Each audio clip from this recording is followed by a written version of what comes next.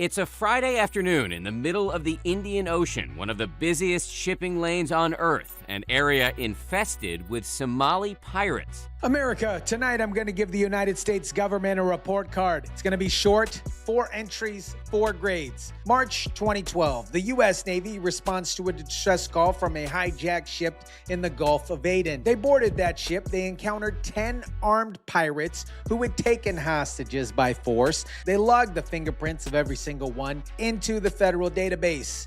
Grade A. September 2022, a Somali national whose fingerprints were already in the federal database from a piracy operation a decade earlier walked across the Arizona border. He was processed, he was released. Nobody checked. Grade F. 2024. ICE finally caught him during a separate warrant operation for fraud documents. They issue a full extradition warrant in April 2025. Somewhere between that warrant and the next spring, he ended up in the Canadian border. Grade B. They found him. They didn't finish the job. April 14, 2026, an off-duty Royal Canadian Mounted Police officer was not even working that day. He was on his own time. He noticed a man with the backpack walking towards the United States border from the wrong direction. He called it in. 2 hours later, U.S. Border Patrol had him. Grade A. 1 pirate, 4 chances, 3 American systems, 1 Canadian on a day off. Don't ya know?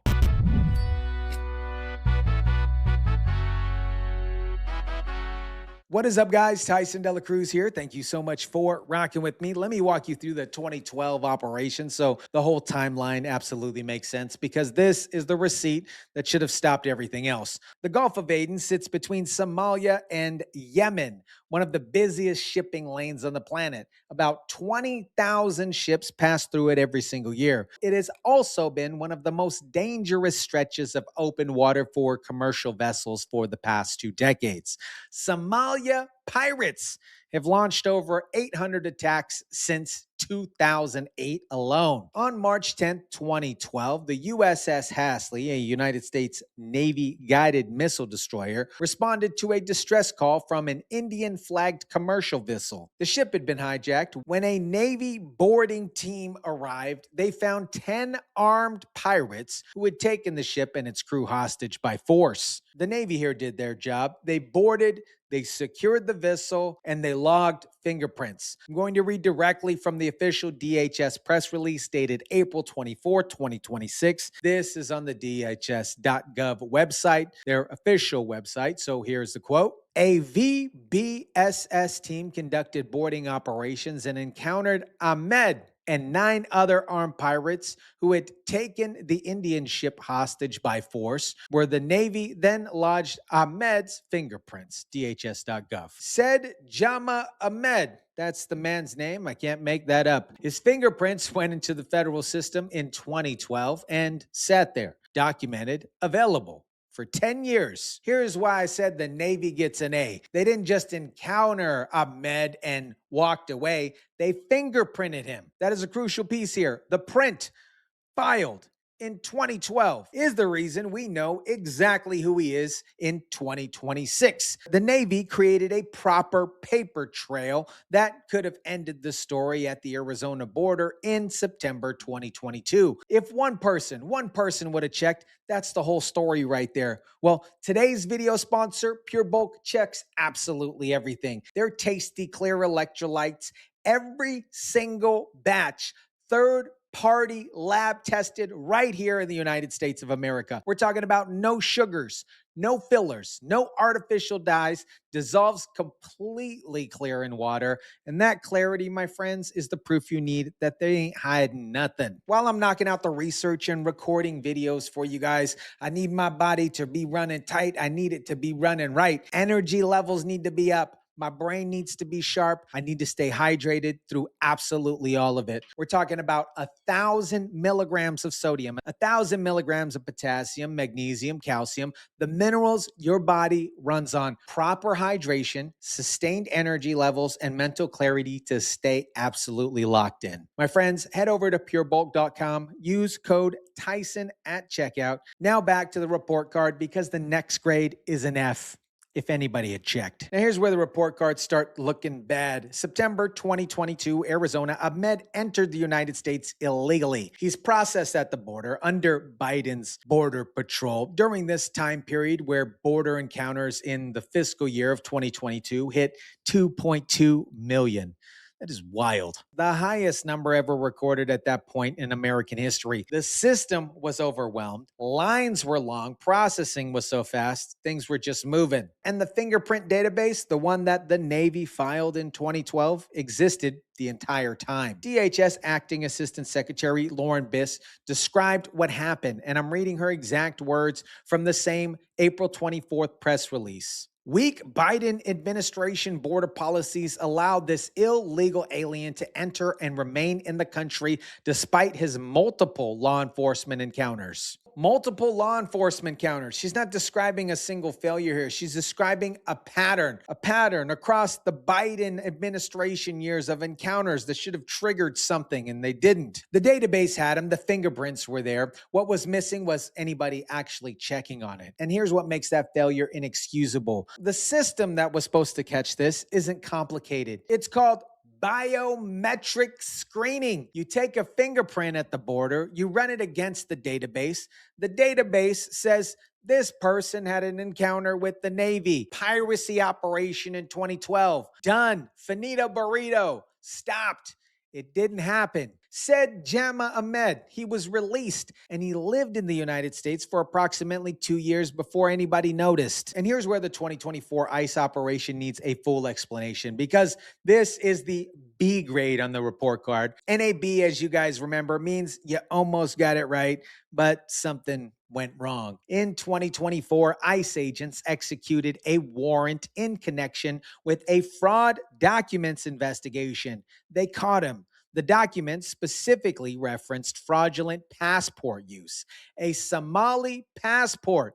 He was detained. ICE did what they were supposed to do. They filed an extradition warrant dated April 24, 2025. Now, I want to show you the Fox News reporting on this because the specific dates matter. On April 24, 2025, that's when the extradition warrant was officially filed, which means from that day forward, on paper, he was a wanted man facing deportation proceedings. And exactly 1 year after the warrant was issued, April 14, 2026, he was walking towards the Canadian border into the United States. 12 months, a full year between the warrant and the next attempt. During those 12 months, a specific chain of events is not fully confirmed by any public record that I have personally researched or seen. DHS hasn't published a detailed timeline of what happened between the 2025 warrant and the 2026 border attempt crossing. What is confirmed here is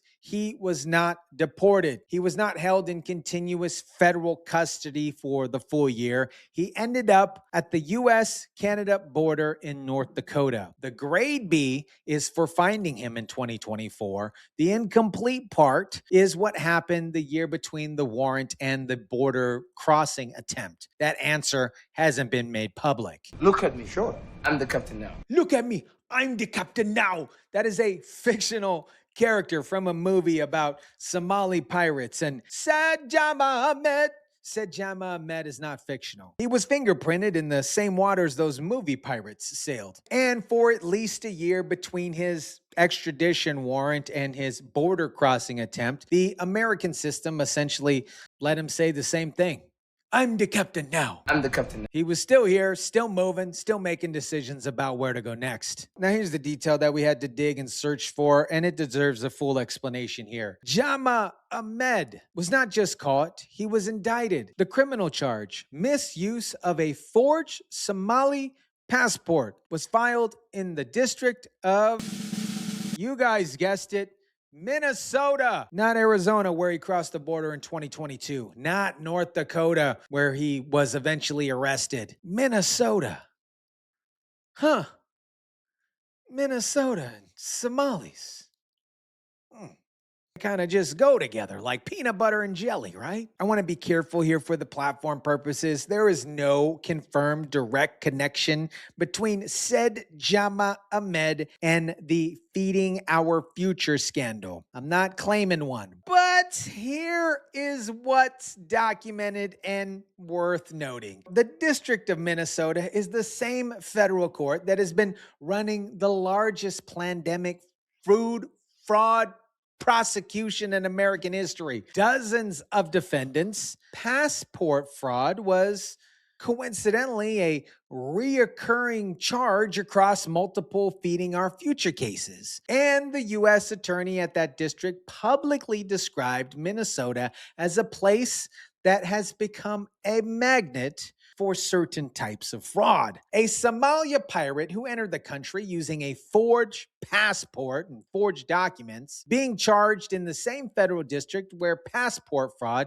has been a central charge in dozens and dozens of cases, is kind of worth asking the question, isn't it? Not accusing here. I am definitely not accusing because I graduated from the Quality Layering Center. I'm not accusing. I'm just asking the question here. Ahmed, who was also indicted in Minnesota District exactly 1 year ago today, 4/24/2025, with one criminal count of misuse of forged Somali passport. One count, passport fraud, Minnesota, 1 year, the day before the border attempt. That sequence is obviously confirmed. The connection between the district and his specific background, that is a question kind of worth putting on the table here, isn't it? Now, let me tell you about the person who finally ended this, because this is the part of the story that deserves more than just a simple footnote here. On the night of April 14, 2026, an off-duty Royal Canadian Mounted Police officer was on his own time, not patrolling, not shifting, not doing his job, somewhere several miles north of the U.S.-Canadian border.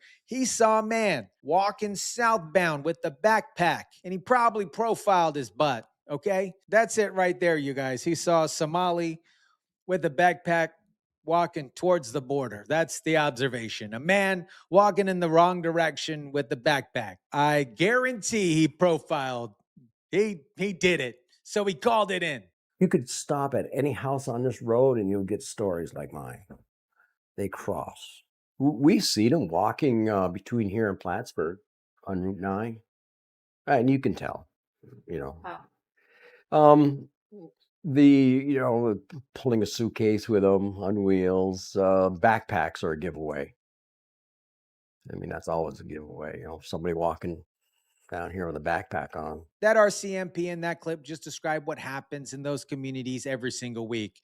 People see it. They know what it looks like. The off-duty Mountie is what they call it, who spotted said Jama Ahmed wasn't doing anything special. He was just paying attention and profiling the way that people in border communities learn how to pay attention, okay? And that one call started a 2-hour chain of events that ended with said Jama Ahmed in U.S. Border Patrol custody. 2 hours from a Canadian on his day off noticing something absolutely wrong and strange to U.S. Border Patrol agents and handcuffs. That is how it ended, you guys. Not because a federal agency ran the 2012 fingerprints and matched it in 2022. Not because of the extradition warrant from April 2025 triggered an automatic alert. A person not employed or working on the job at the moment saw something and said something. America, the biometric fingerprint database that identified said Jama Ahmed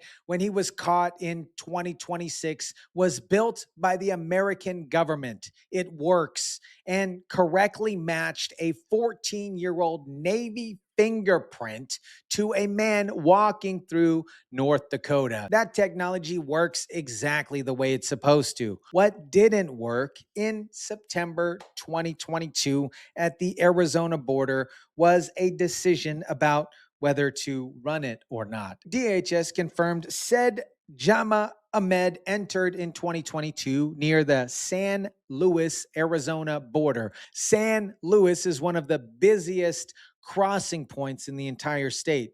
The fiscal year of 2022, CBP recorded over 200,000 encounters in that section alone. The volume here was deliberate policy. It wasn't an accident. Joe Biden's administration approach to that volume was rapid processing and release, catch and release. Biometric screening on every encounter under those conditions would have slowed the process down.